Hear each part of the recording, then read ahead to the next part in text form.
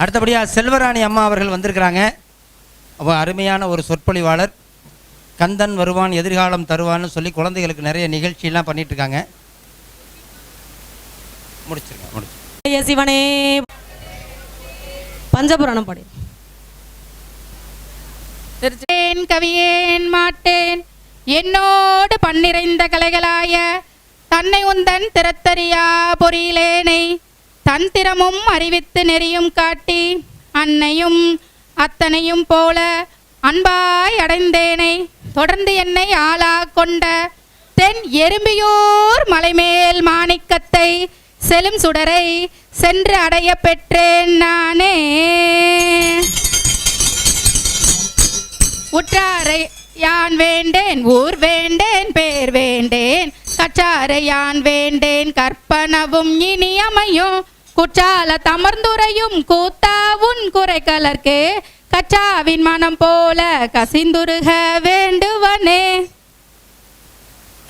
கற்றவர் விழுங்கும் கற்பக கனியை கரையில்லா கருணை மாக்கடலை மற்றவர் அறியா மாணிக்க மலையை மதிப்பவர் மணமணி விளக்கை செற்றவர் புறங்கள் செற்றையம் சிவனை திரு வீழிமிழலை வீற்றிருந்த கொற்றவன் தன்னை கண்டு கண்டு உள்ளம் குளிர என் கண் குளிர்ந்தனவே. பாலுக்கு பாலகன் வேண்டி எழுதிட பார்க்கடல் இந்த பிரான் மாலுக்கு சக்கரம் அன்று அருள் செய்தவர் மன்னிய தில்லை தன்னுள் ஆலிக்கு மந்தனர் வாழ்கின்ற சிற்றம்பலமே இடமாக பாலித்து நட்டம் பயில வல்லானுக்கே பல்லாண்டு கூறுதுமே.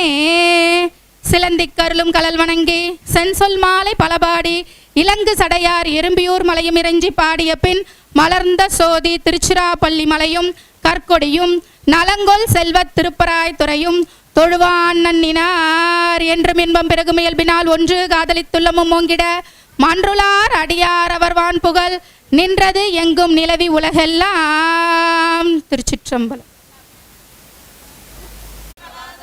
மணிவளம் சுரக்க மன்னன் கோன்முறை அரசு செய்க குறைவிலா உயிர்கள் வாழ்க நான்மறை அறங்கள் ஓங்குக நற்றவம் வேள்வி மல்க மேன்மைகொள் சைவ நீதி விளங்குக உலகமெல்லாம். மேன்மைகொள் சைவ நீதி விளங்குக உலகமெல்லாம். ஆறிரு தடந்தோள் வாழ்க அருமுகம் வாழ்க வெப்பை கூர்சை தனிவேல் வாழ்க குக்குடம் வாழ்க செவ்வேல் ஏறிய மங்கை வாழ்க யானைதன் அணங்கு வாழ்க மாறிலா வள்ளி வாழ்க வாழ்க சீரடியாரெல்லாம் வாழ்க சீரடியாரெல்லாம். ஏறுமையில் ஏறி விளையாடு முகமொன்று ஈசருடன் ஞான மொழி பேசும் முகமொன்று கூறுமடியார்கள் வினை தீர்த்த முகமொன்று குன்றுருவ வேல் வாங்கி நின்ற முகமொன்று மாறுபடு சூரரை வதைத்த முகமொன்று வள்ளியை மனம் புணர வந்த முகமொன்று ஆறுமுகமான பொருள் நீ அருள வேண்டும் ஆதி அருணாச்சலம் அமர்ந்த பெருமானே. ஆறுமுகமான பொருள் நீ அருள வேண்டும் ஆதி அருணாச்சலம் அமர்ந்த பெருமானே. 63 நாயன்மார் திருவடிகள் நால்வர் பொற்றால் எம் உயிர் துணையே. சிவவிரலி கைலாய வாத்திய குழு அடியார் திருவடிகள் எம் பிராட்டி காரைக்கால் அம்மையார் திருவடிகள்.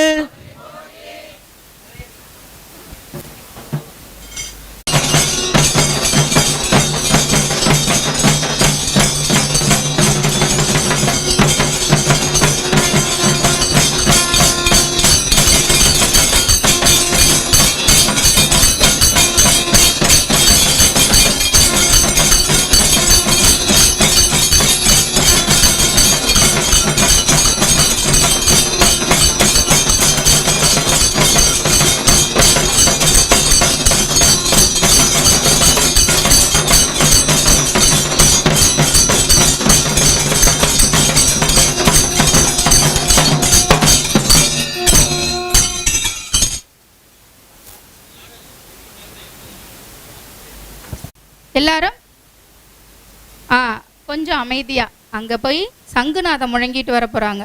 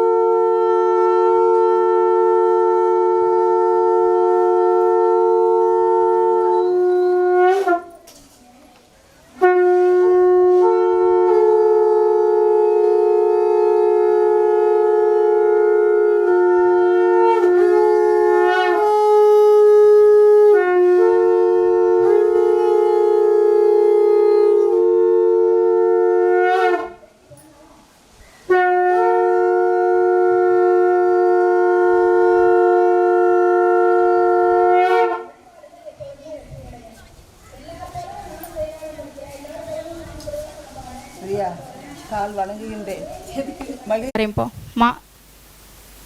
குருவாக வந்து சுவாமி என்ன பண்ணுறாருன்னா உத்தரகோச மங்கையில் எல்லாருக்கும் முனிவர்கள் எல்லாத்துக்குமே வந்து பாடம் சொல்லி கொடுத்துட்ருக்காரு. கையில் சுவாமி வச்சுருக்காரு. என்ன வச்சுருக்காருன்னா சிவஞான போதம். சிவஞான போதம் அப்படின்னா சைவ சித்தாந்த பாடம். சைவ சித்தாந்த பாடத்தை சிவபெருமான் கையிலேயே வச்சிட்ருக்காரு. ஒரே ஒரு பக்தன்கிட்ட கொடுத்து இதை கையில் வச்சிரு வந்துடுறேன்னு சொல்லிட்டு போனாராம். அந்த பெருந்தகையார் தான் மாணிக்க வாசக பெருந்தகையார். சிவஞான போதத்தை அதை கையில் வச்சிட்ருக்காரு. பெருமான் வரலை. எல்லாரும் ஒரு அக்னி ஜுவாலை எரிஞ்சிக்கிட்டு இருக்கு. நான் வரலன்னா எல்லாரும் இந்த அக்னி ஜுவாலையில் விழுந்துருங்கன்னு சொல்லிட்டு போகிறாரு. சுவாமி வராதனால என்ன பண்ணுறாங்க, எல்லாம் யாகுண்டத்தில் நம்ம குருநாதர் எங்கேயோ போயிட்டாரு வரல, குண்டம் எரியுதேன்னு எல்லாரும் விழுந்துட்டாங்களாம். ஆனால் மாணிக்க வாசக பெருந்தகையார் மட்டும் சுவாமி கொடுத்த சிவஞான போதம் கையில் இருக்கே அதோட எப்படி விழறதுன்னு காத்துட்டு இருந்தாராம். அனைவரும் முக்தி அடைஞ்சதுக்கப்புறம் சுவாமி தோன்றி இந்த சிவஞான போதத்தை பாதுகாத்ததுனால பிறவி எடுத்து அவர் திருவாசகத்தை எழுதணும்னு சுவாமி பணிச்சு இங்கே வந்தவர் மாணிக்க வாசக பெருந்தகையார் இல்லைங்களா. மாணிக்க வாசக பெருந்தகையார் யாருன்னா நம்மளுடைய முதல் குருநாதனாகிய நந்தியம்பெருமானின் மறுபிறவி தான் மாணிக்க வாசக பெருந்தகையார். நிறைய பேருக்கு கேட்கும் பொழுது தெரியறதில்ல.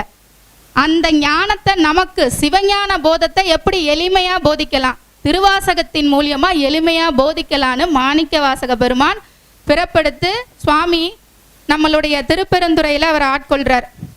ஆட்கொண்டோன்னே குருநாதருக்கு பணிவிடைகள் செய்கிறார். அப்படியே பாண்டிய மன்னருக்கு எல்லாம் தெரியும், நரியை குதிரை படியாக்கி படிக்கிறோம் இல்லையா. இப்படி ஒவ்வொரு இடத்துலையும் திருவாசகத்தில் அவருடைய வாழ்வியல் அனுபவங்கள். திரு அம்மானை பாடுறாரு, திரு கோத்தும்பி பாடுறார், தில்லையில் திருவம்பாவை பாடுறார், மணிக்கணும் திருவண்ணாமலையில். ஏன்னா அவர் வீதிகளில் என்ன நடக்குது இல்லைங்களா, ஆலய சுற்றி என்ன நடக்குது, அங்கே பெண்கள் என்ன செய்கிறாங்க, பொற்சுண்ணம் இடிக்கிறாங்க. பொற்சுண்ணம் எங்கெல்லாம் இடிப்பாங்க தெரிந்தவர்கள் சொல்லலாம். யாருக்கும் பொற்சுண்ணம் எங்கே அடிப்பாங்கன்னா தெரியாது. ஆனால் அஷ்டபந்தன மகா மருந்து எங்கே அடிப்பாங்கன்னு கேட்டால் ஆலயத்தில் குடமுழுக்கில் அடிப்பாங்க. அதுதான் பொற்சுண்ணம். ஏன்னா முத்துநல் தாமம் பூ மாலை தூக்கி இடிக்கிறாங்களா, அந்த பாடலை பாடிக்கிட்டு என்ன பண்ணுறாங்க, மகா மருந்து இடிக்கிறாங்க. கோத்தும்பி விளாட்றாங்க, அம்மானை விளாட்றாங்க, சில்லாக்கு விளாட்றாங்களா தூக்கி போட்டு குவிச்சு குவிச்சு. அதெல்லாம் திரு அம்மானை. இந்த மாதிரி திரு பூவல்லி இது எல்லாமே கண்ணால் காண்றார். காணி அதில் சுவாமியோட செயல்பாடு அங்கே என்ன அப்படிங்கிறத சொல்கிறார். 4வது பதிகமாகிய போற்றி திரு அகவல் ஜகத்துடைய உற்பத்தியை பற்றி சொல்கிறாரு. இந்த ஜகம் எப்படி உற்பத்தி ஆகுறதுன்னு சொல்கிறாரு. திருவாசகம் புத்தகம் வைத்திருப்பவர்கள் கையில் வச்சுக்கோங்க, ஒரு ரெஃபரன்ஸுக்கு வச்சுக்கோங்க. தாயின் கர்ப்பத்திலிருந்து 10 மாதங்கள் குழந்தை எப்படி பிழைத்து வருது இங்கே நல்லா கேளுங்க. எப்படி இந்த குழந்தை பிறப்பெடுத்து வருது. நாம் சாதாரணமாக ஒருமதி தாண்டில் இருமையில் பிழைத்தோம், இருமதி விலையில் ஒருமையில் பிழைத்தோம் அப்படி பாடுறோம்ல. அப்போ அதோடைய பொருள் என்னன்னு நமக்கு தெரியணும்ல. நமச்சிவாய வாழ்க நாதன் தாள் வாழ்கள்னா எளிமையாக புரியும். ஆனால் இந்தந்த பதிகத்துக்கெல்லாம் யாராவது ஒருத்தர் விளக்கம் சொல்லும் பொழுது ரொம்ப ரொம்ப மனதுக்கு ஈர்ப்பாக புரியும். இந்த 51 பதிகத்தில் ஏன் இந்த பதிகத்துக்கு நம்ம விளக்கம் சொல்கிறோன்னா, நம்மளுடைய பிறவி என்ன, எப்படி நாம் பழைச்சி வந்திருக்கோன்னு தெரிஞ்சாதானே அப்புறம் முக்தி இன்பத்தை போய் அடைய முடியும் இல்லைங்களா. ஒருமதி தாண்டில் இருமையில் பிழைத்தோம். ஒரு மாசத்தில் குழந்தை எப்படி இருக்குமா, கருவில் தாண்டிக்கா மாதிரி இருக்குமா. தாண்டிக்கா பார்த்துருக்கீங்களா, கடுக்கா தாண்டிக்கா மாச்சிக்கா சொல்லணும்ல, தாண்டிக்கா மாதிரி இருக்குமா, ரொம்ப நுட்பமாக. என்னாகுதான், அந்த தாண்டிக்கா மாதிரி இருந்து உடஞ்சி போயிடாமல் பிழைச்சி வருதான். அந்த பிழைக்கிற கருணையை யார் கொடுக்குறா, சிவபெருமான் கொடுக்குறாரு. இருமதி விளைவில் ஒருமையில் பிழைத்தோம். அந்த கருவை சுற்றி கிருமிகள் உருவாகுதான். கிருமிகள் உருவானா என்ன பண்ணும், சில கிருமிகள் குழந்தைய விட ரொம்ப வீரியமாக இருந்து அழிச்சிரும் இல்லையா. குழந்தைய சொல்கிறாங்களே 3 மாதம் வரையிலும் கருவுற்றா கூட யாருக்கும் சொல்ல வேண்டாம், குழந்தை நல்லா ஆரோக்கியமாக வந்ததுக்கப்புறம் தான் அதை வெளிப்படுத்தணும்னு சொல்கிறாங்களே. நாம் தாயின் கருவறையிலேயே 10 மாதங்கள் போராடி நம்ம எப்படி வரோங்கிறத மாணிக்க வாசக பெருமானார் குறிப்பில் சொல்லிட்டு போயிருக்கார். மும்மதி தன்னுள் அம்மதம் பிழைத்தும் 3ஆம் மாதத்தில் குழந்தைய சுற்றி ஒரு நீர் உருவாகும், மத நீர், தாயின் கருப்பைக்குள்ளார. சில குழந்தைங்களால் அந்த நீரை தாண்டி மூச்சு விட முடியாது. பாருங்க, நாம் பிறந்து வளர்ந்து ஆளாகி இந்த இடத்துல வந்து அமர்ற வரையிலும் அவனுடைய கருணை வேற எதுவுமே கிடையாது. நான் தாங்க காட்டூர்ல இருந்து கிளம்பி வந்துட்டேன்னு நான் நினைச்சேன்னா என்னை போல ஒரு ஆணவமான ஒரு ஜென்மம் எதுவுமே கிடையாது. அவன் திருவருளால கிளம்பி இந்த இடத்துல வந்து இன்றைய தினம் இங்கே உட்காந்து ஐயா முன்னாடி பேசுகிறோம். இது நடக்கிறதுக்கு காரணம் என்ன? இதே ஊருக்குள்ளார அவ்வளோ பேர் இருந்தாலும் எங்கெங்கோ வந்தவங்களுக்கு சாமி திருவருள் கொடுக்குறாரு. அப்போனா என்ன? முத்துக்களை எல்லாத்தையும் சாமி பொறுக்கி எடுத்து வச்சிருக்காரு.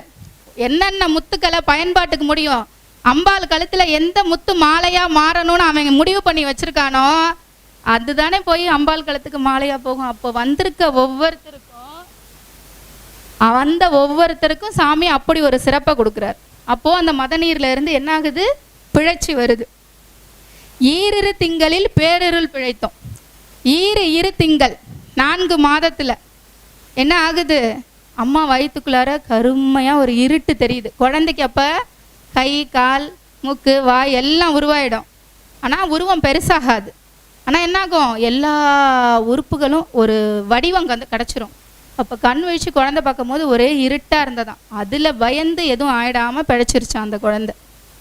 அப்புறம் பாருங்க, 5 திங்களில் முஞ்சுதல் பிழைத்தோம். 5ஆம் மாதம் ஏற்படக்கூடிய அழிவு. எப்பொழுதுமே குழந்தைங்களுக்கு ஒரு ஊனங்கள் எப்போ உருவாகும்னா 5லிருந்து 6 மாதங்களில் தான் உருவாகும்.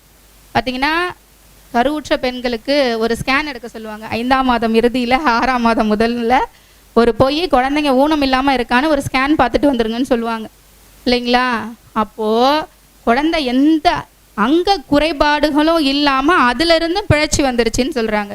6 திங்களில் ஊரலல் பிழைத்தோம். அம்மா வயிற்றில் இருக்கும் போது கொஞ்சம் தொந்தி சரியும் பொழுது என்னாகுமா? அடி வயிறு மேல் வயிறுலாம் ஒரு ஊரல் எடுக்குமா நமச்சிலா. சாமி எப்படி உணர்ந்து சொல்கிறாரு பாருங்க. மாணிக்க வாசக பிறந்தகையார் ஒரு தாய்க்கு என்னெல்லாம் நடக்கும், தாய் கருவறைக்குள்ளார நாம் எப்படிலாம் இருக்கோன்னு சொல்கிறாரு.